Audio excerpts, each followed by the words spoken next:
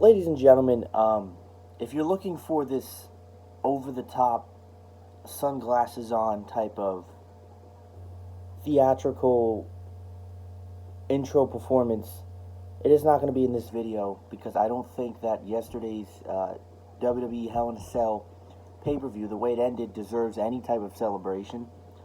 You will see that in the NFL Week 5 review, and I definitely think this intro is going to be good.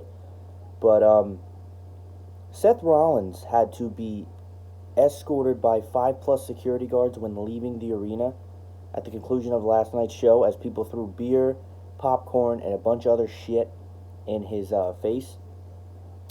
This was the worst ending in Hell in a Cell pay-per-view history. The show itself wasn't the worst show of the year, and it wasn't an awful show, but the ending was so anticlimactic and it was so unexciting that I don't think anybody's celebrating. There was actually a poll I saw on Twitter from one of these people that I follow, and it was this the worst ending to Hell in a Cell in pay-per-view history? There were 8,200 votes. 92% said yes, 8% said no. This was one of the worst endings and unexciting and confusion of a clusterfuck I've seen in a long time. Definitely this year. The show was not better than the previous Clash of Champions show.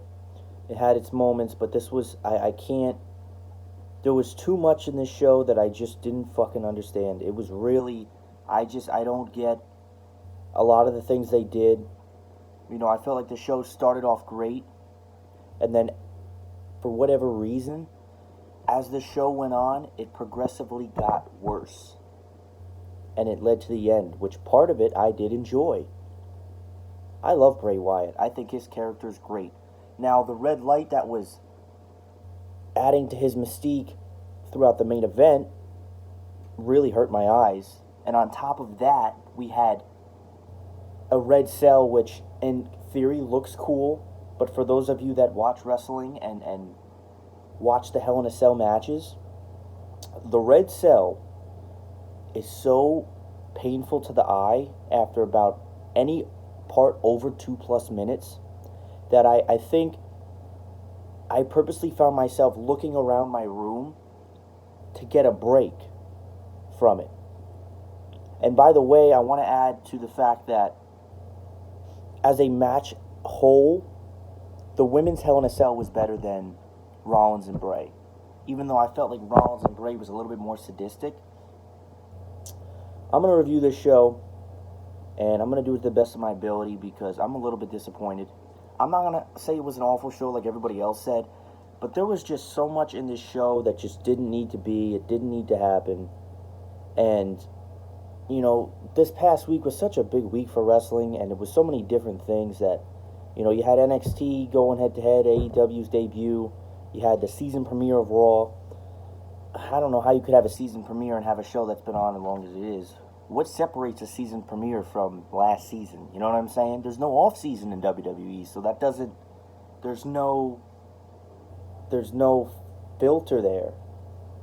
And then you had SmackDown's debut on Fox, which was... Let me clear the air here. SmackDown's debut on Fox, Vince McMahon took out a bucket and he put some candy in it. He put some matches with stipulations. He brought some big names out. He put some pyro back in the mix. And he put a better visual experience. And each and every one of you ate it up like it was a Jolly Rancher. The show was not bad. But what's important is what I've said is important. It is the weeks that follow. And I didn't personally say that. I've heard people say the weeks that follow are what is important to this show. And I think they did an okay job building towards Monday Night Raw tonight. But anyway, we are here for the Hell in a Cell review, and I'm going to go over the good, the bad, and the ugly in this show. So the show, I don't review the kickoff show because I don't watch the kickoff show. And I don't even know what happened on the kickoff show. So I'm going to start it off with what the show opened up with, and I guess you figure when Hell in a Cell opens that most of the time they usually, if they have 2 cell matches, they always open up with one. Generally speaking, it's the lesser of the two that people are interested in. Yet I was very interested in this match, and this match was pretty good for the most part. I actually liked this match. Sasha Banks was taking on Becky Lynch for the title in a Hell in a Cell match, and this is one of the feuds that I think definitely warrants a Hell in a Cell match, just based on, you know, the feud they've had and how good they've worked together. The match was very physical, and it started off quick. Sasha Banks, they were using a lot of chairs. Sasha Banks was using a lot of chairs to attack Becky Lynch. She had a point in this match where Becky Lynch's arms were on the cage, and she kept smashing them. And Sasha was utilizing most of everything that you see in a Hell in a Cell match. You see the kendo sticks, you see chairs. Occasionally, not too often, but occasionally you see ladders. You almost always see tables in a Hell in a Cell match. She was using those in that. This was very physical, especially for a women's match, and they definitely bring out more of that. There was a drop kick to Sasha. Now, they had a chair planted in the cage in this match, hanging from the cage. It's really hard to explain this, but they had a chair planted from the cage. Sasha was sitting on the chair, and the chair was being held up with a kendo stick, and Becky Lynch ran and drop kicked her. That was a very nice spot that happened somewhat towards the early of this match for that as well. And there was also a part in this match where Sasha, she better watch, because I know she's young, but her knees, she just did knee drop onto a table. There was a table set up from the third rope. She did a knee drop onto Becky Lynch through the table. That was also a little bit of a nice spot. But that's something like that, Lovey, looked like it would hurt. But she had the knee drop onto the table in this match. She was then she progressively used a kendo stick to choke Becky like such, kind of like a STF kind of form. And, you know, Becky wasn't going to tap out there, but there was a lot of different things that happened in this match. Becky did the Beck Exploder off the third rope onto chairs that were laying stationary in the ring, and that was a very nice spot. And after that, she flipped it into the disarmer, and she had Sasha in that finisher move, and that finisher move must be brutal, but Sasha Banks can't keep losing to Becky Lynch. I think that, you know, I like the feud they have going, but she did use the submission, and she did get Sasha to tap to retain her women's title. And I liked this match in the beginning. There was a lot going on. It was quick. It wasn't, you know, a 40-minute match, and it didn't need to be a 40-minute match. I did enjoy this match, and this was a good way to kick off the show. And, you know, I don't know necessarily maybe if Becky winning was the right thing here, but it was, you know, it was what it was, and I guess we'll see what happens, but I did enjoy this match. And then the second spot, which usually, if you figure, if you have a match in the beginning of the show that is supposed to elevate the crowd up, then you have the match that brings them down a little bit, and that's kind of what this was. You had Roman Reigns and Daniel Bryan as a tag team going against Rowan and Harper in a tornado tag match. And these matches are always all over the place because there's no tags, there's none of that. Everybody's just flying all over the place, and it's just a giant cluster of all things in and outside the ring. You had Harper and Rowan were controlled mostly early in this match. Eric Rowan thrashed Roman Reigns with the steel steps outside the match, and Rowan always utilized the steel steps in his matches, if you ever noticed that. And they were getting the work. Roman Reigns and Daniel Bryan were getting the smoke. They were getting beat early in this match. Harper and Rowan were in control mostly. Reigns and Bryan stayed in it. They did have some offense, but generally not much to speak of. Reigns with the barricade. He actually ripped off part of the barricade by the announcer side, and he smashed him with it. So he took the barricade, smashed him with it. And then, of course, like every other match, there's 3 announce tables in the Hell in a Cell matches. And Roman Reigns ran across 1, 2, and I'm telling you, one of these times, I think it's happened before, somebody's going to run across these fucking announce tables, and before they even get to that last one to execute their move on the person, they're going to fall through based on their weight. I think it's happened before, and I've seen it. He did spear Eric Rowan, and Roman Reigns is starting to be a little bit more likable after so many years of him being pushed as a unwanted company leader. And I definitely think him and Seth Rollins switched places, because Seth Rollins it's just like watching paint dry for me now at this point. Harper had a power bomb from the top rope onto Bryan. Then you had a nice little ending sequence to this match. You had Roman Reigns hit the Superman punch, which I never really enjoy. That dazed, I forgot who he hit it on. I think it was, I want to say Harper. That dazed him. And then very rarely you see this, but Daniel Bryan hit the running kick, and it didn't knock out Harper. And then you had Harper in the middle of the ring. Then you had Roman run, go off the ropes, and spear him. And, that was just that ending here. And that's basically how it ended. Reigns and Bryan did win this match at the end. They had that nice sequence. It was a better match than I expected, despite this match starting off slow. But this was kind of run-of-the-mill, and it wasn't too much to talk about here. The third match on this show, I want to see more of these two in the ring. Mustafa Ali, I guess they just call him Ali now, but I really like Ali. I thought that since the beginning, his flexibility and how he was used on 205 Live and just how good that he really was, I think that he's really good and he makes interesting a lot of the times. And one of the things that I thought going into this match was that Ali is so flexible and he does all these crazy jumps and all these crazy acrobatic things that the RKO is set to be caught and to hit someone with the finisher off of anything. So I knew that this was going to be some kind of crazy ending sequence. But before we get into that, Randy did use a couple of back suplexes onto Ali, onto the announcer's table. There was a lot of outside in this show and a lot in this match. Orton had a submission in the ring. It was a kind of a rear choke kind of submission. He had that on Ali for a while. And then Orton was outside the ring. Ali had a suicide dive that he went outside and hit Orton with. Ali's greatest moveset. He has one of the best movesets in the WWE. Towards the end of this match, he missed a 450. Ali counters. Now this was great. The last 2 to 3 minutes of this match was just beautiful, and it was just unreal. This is something that is really hard to explain, but I'm going to try to explain this the best way that I can. Randy Orton was going for the RKO about maybe 15% of the way through the move. As Orton was dropping, you know how he falls on his back? Ali's head was not following with Orton. So as Orton was dropping and going toward the end, Ali had already escaped. But as Orton brings Ali's head down, Ali uses his hands to plant a handstand on the ring. So you'll have to go back and watch this, but this was the first time I've ever seen someone counter the RKO this way. And he countered it with a handstand that was beautiful. He escaped and put his hands out. He did go back outside the ring to do a RVD like rolling senton. Well, not rolling senton. He rolls into the ring, then he jumps up and smashes him down with a face buster. But what happened was Ali dove through the rope, did his roll, and as he was jumping up, Orton caught him and hit him with the RKO. The last 2 to 3 minutes of this match was absolutely awesome.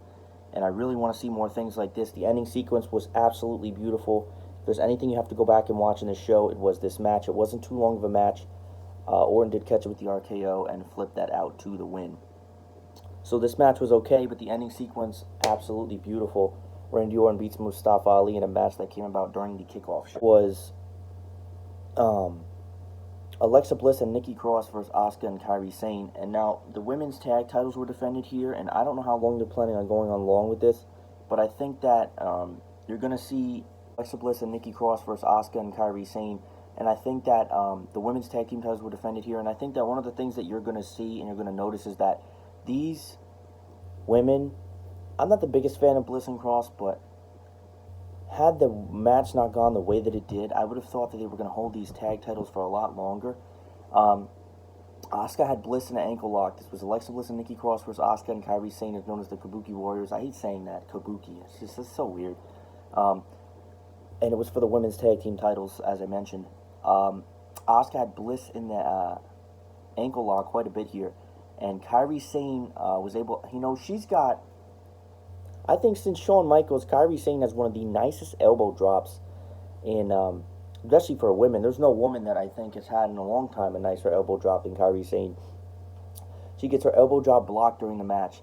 And this was a very quick match. There's not much to review here. And Asuka used dirty tactics to win. She used one of the Japanese favorite, or big in Japanese wrestling history. She used the green mist to Nikki Cross, which was, they blow out green mist and it's supposed to disorient them in a pepper spray like fashion. And she used that. She followed it out by Asuka's knockout kick. And the Kabuki Warriors won the tag team women's titles. So I wasn't really expecting that. But I guess after that dirty tactics, when the referee was a little bit distracted from Bliss on the outside, Cross was the victim of that. And that was that. This match was kind of quick, run-of-the-mill. Wasn't anything special, but it was a nice little ending there. and we'll see what happens on that, and we'll see how long that they hold the titles for. The next match, progressively at this point, I felt like I was getting uninterested in the show. I wasn't caring for this match. It was the OC versus the Viking Raiders, who had a surprise person come out, and it was Braun Strowman. Now, Braun Strowman had not been on this card prior to that. They had Braun Strowman come out, and this was a quick match. This was actually very fast-paced. They were all big men in this match, except for AJ Styles and the OC. The Viking Raiders are big men, but they're very athletic. Same thing with Braun Strowman. Strowman takes out everyone and everything. He ran outside of the ring, and everybody was lined up in different positions of the ring post, and he just ran around like he was Super Mario on mushrooms, and he just, shoulder tackled everybody and rolled them down. Everyone outside the ring, it spills outside the ring, runs everyone over like bowling balls. Towards the end of the match, Styles hit a forearm, and then everyone started ganging up and hitting Braun Strowman, and it caused a disqualification. And the Viking Raiders and Braun were to win this match via DQ when there was no ending to this. This was probably one of the lesser exciting matches on the show. I think you need to start... I don't know what they really do with AJ Styles. I really don't. Because there's so many different things I guess you could do. But this match didn't mean much. I guess it was good to get Braun Strowman on the card, and that was that. The next match was a match I didn't even know was going to exist. But if you saw one of them, you saw all 15 of them. Braun Strowman. Baron Corbin taking on Chad Gable. As you know, King Baron Corbin won the King of the Ring tournament. And he's taking on Chad Gable in this matchup. And I just didn't care. The match wasn't even... You know what? But let me tell you something. Baron Corbin, since the King of the Ring tournament, has been a lot more enjoyable. He still, carries himself in that dick-like fashion. But Baron Corbin has been, to me, much more enjoyable. I think that he's gotten better in the ring, and I know him and Chad Gable have a good chemistry, at least if you ask me. They've gotten better in the ring.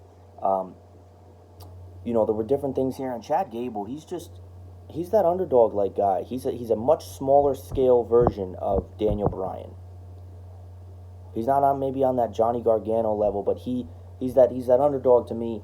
And Gable did hit a nice rollover suplex. You know how he does that suplex where he rolls over, and before hitting the ground, he picks him up again and drops him back. His back and his upper body strength is just unbelievable. Chad Gable has. He did hit that. They have great chemistry in this match. Gable held his own. There was a nice moonsault in this match, and believe it or not, Gable did get the win over Mr. Baron Corbin here, and he had a nice moonsault and flipped into the ankle lock. And Gable did win this match against Corbin. Absolutely meaningless. It was an okay match, had its parts, and for whatever it was here too. So we're getting to a point now where there's about 2 matches left in the show. I wish I reviewed more matches a little bit more individually, but I just felt like, for an extent, that it just wasn't enough detail in some of these matches. And this was kind of the part of the show where it was just really... the next match was the second to last match, and usually it tends to be the death spot in WWE pay-per-view scheduling. However, this match wasn't bad. It was Bayley taking on Charlotte. Now, Bayley wasn't the hometown girl here. She's from San Jose, California. How this event had been in Sacramento, and I think Raw's in Bakersfield tonight. But it's her home, not her home city, but her home state, right? So she got a little bit louder pop than usual. And if the trend ever suits to follow itself, the hometown kid, woman, man, more times than not, does not win, especially a championship match in their hometown. And Bayley, so many times, I think, has lost the title in her hometown. This was Bayley taking on Charlotte for the SmackDown Women's title, and Charlotte pending to win this match. It would be her 10th Women's Championship in the WWE. But I've always said that it's not how many times you grab the title, it's what you do when you have the title. And that's just been my persona, and that's just been the way that I've seen it in this match. So this was quick-paced, as you expect. Charlotte fights hard. She slams Bayley's legs on the ring post, and one of the things that was really utilized in this match was the fact that Charlotte was taking out Bayley's legs. She didn't want her to be, because Bayley kind of has like an upper body, or not upper body, but she uses her legs, and she runs around a lot in her matches. So she was working on that leg, utilizing damaging it, throwing it against the ring post a few times, and basically it was like a normal women's match, but you had a lot of that happening. And the ending sequence of this match was kind of interesting. You had Bayley. Now, Charlotte had tried this earlier, but Bayley grabbed the ropes. Bayley used a leverage pin. Now, generally, the referee does see that, but if they don't, it's supposed to push your weight down, I'm assuming, on the person that is in the ring, and it provides for an easier pinfall for the person on the opposition. Bayley was pleading with the ref after a leverage pin attempted, but as she was doing that, Charlotte completely blindsided her as she wasn't paying attention and tackled her right into the ring post. Then she tackled her to the ground, like I said, and locked her into the figure four, and Bayley tried and she pleaded, but she ended up tapping out, and Charlotte would make history and become the 10 times women's champion in WWE history. Yay, celebrate, throw a parade, all this and that. And that's basically what happened. And as usual, Bayley post-match was working up the waterworks. She was emotional like she always is, and it was, oh my God, I'm so sad. But in all reality, championships don't mean anything in WWE, and have these two have a match, Friday on SmackDown, Bayley could end up, Charlotte gets distracted, rolls up and wins the title back. So it wasn't a WrestleMania moment. It wasn't her fighting off her legacy. I know Bayley and Sasha Banks especially when Sasha was a face at least, are generally over-emotional people. Not over-emotional, but they're very passionate about what they do, and I can definitely appreciate that from a fan standpoint. But she was very emotional. That's really all that happened, and Charlotte walks out with the gold here. You see a little bit of a backstage segment here. Gable and Shorty G, I'm not calling him that. I'm sorry, I'm not calling him that. You see a segment, he's talking about his match with Corbin, about who Corbin was gloating on the microphone before the match. I forgot to mention that. And all of a sudden, shit breaks down, and Corbin attacks Gable and lays him out backstage. Gable was still going on post-match victory, so I guess he kind of asked for that one. But Corbin did attack him and lay him out. I usually don't incorporate backstage segments into my reviews, but that's what I did here. And that's the way that it was supposed to be here. So, after that, we get to the main event of the evening, and oh my goodness, ladies and gentlemen, this is where it got ugly. Good, bad, and the ugly in that order. The show was good, and it was bad, and now it was ugly. I was looking forward to this match. I love to see Bray Wyatt make his Fiend entrance. This was Seth Rollins versus The Fiend Bray Wyatt in a Hell in a Cell match. Seth Rollins was defending his Universal title.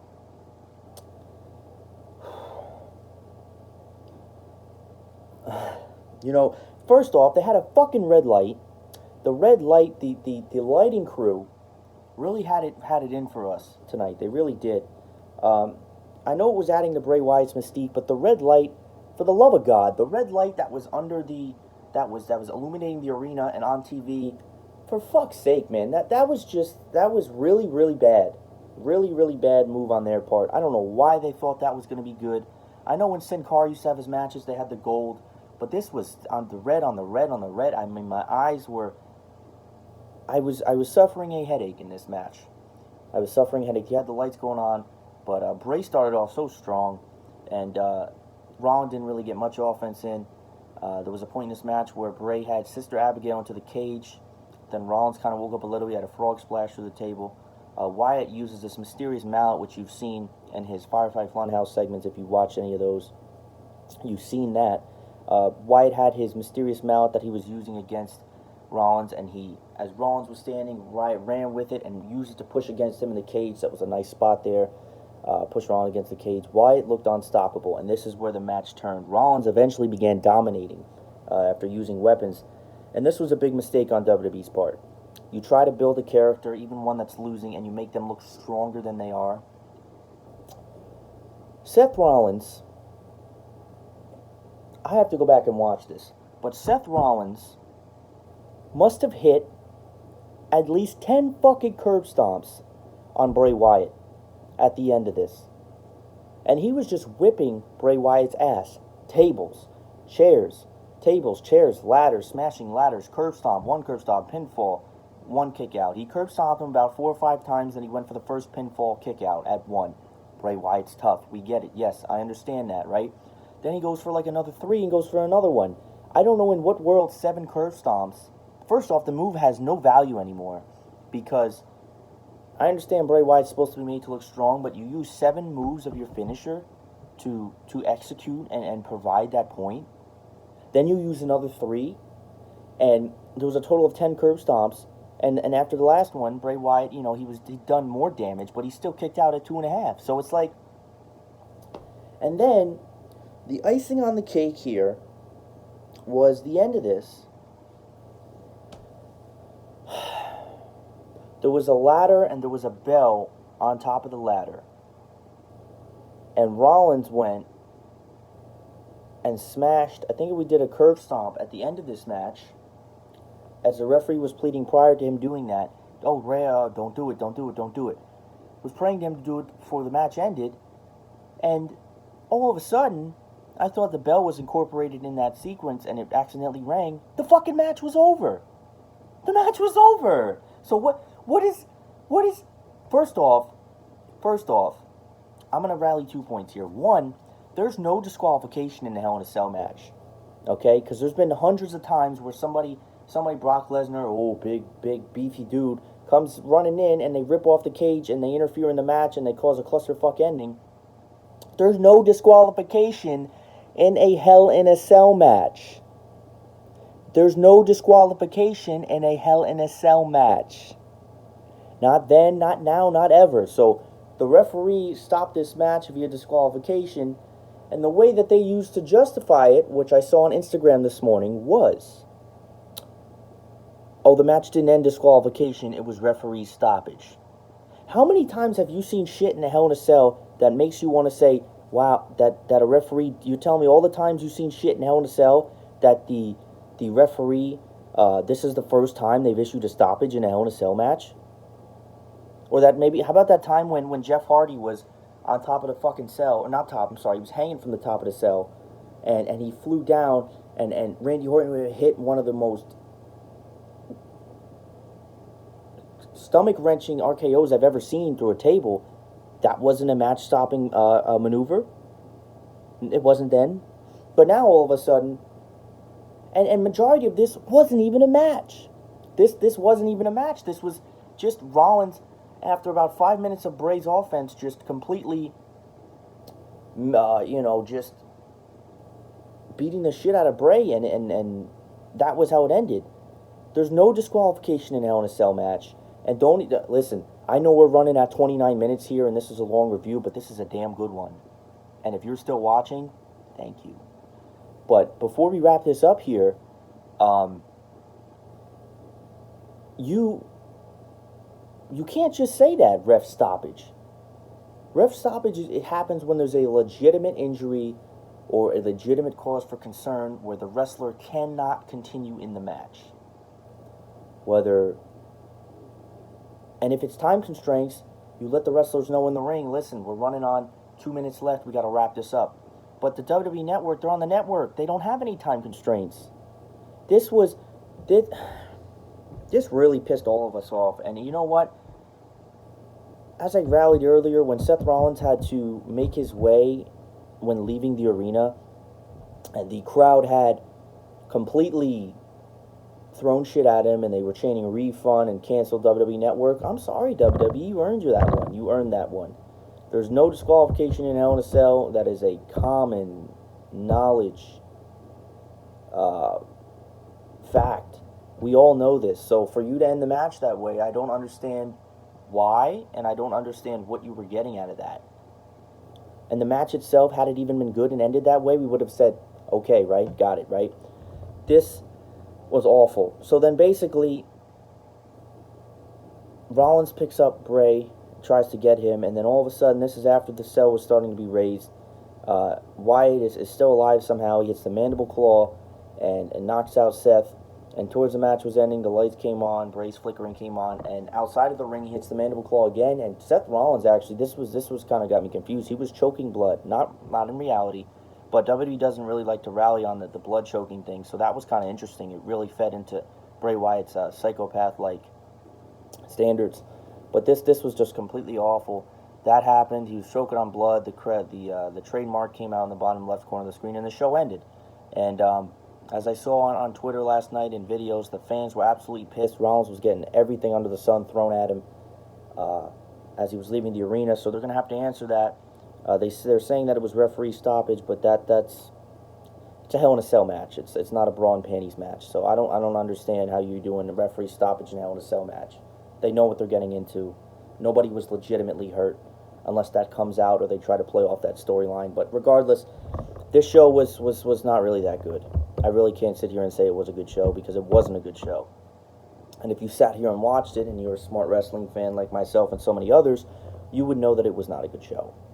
Started off, had some matches. This could have passed for a very, very, very, very, not even that much. This could have passed for a very good episode of Monday Night Raw, but it didn't feel like a pay-per-view. The ending was completely awful, put us all in a shock. I mean, I don't know why they thought that was going to go over well or that was going to be okay.